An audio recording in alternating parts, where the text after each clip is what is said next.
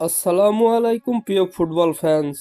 Sport জগতের আরও একটি ভিডিওতে আপনাদেরকে স্বাগতম। চেলসি তাদের প্রিমিয়ার লিগের ম্যাচে গত 5ই মার্চ অ্যাস্টন ভিলার বিপক্ষে মাঠে নেমেছিল চেলসি।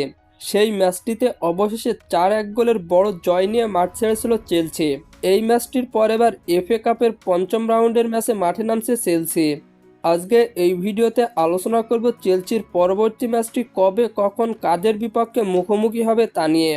তাই জানতে হলে মূল ভিডিওটুকু না টেনে সম্পূর্ণই দেখতে থাকুন আপনারা। চেলসি তাদের এফএ কাপের ম্যাচে এবার শক্তিশালী রেক্সহামের বিপক্ষে মাঠে নামছে এনজো ফার্নান্ডেজরা।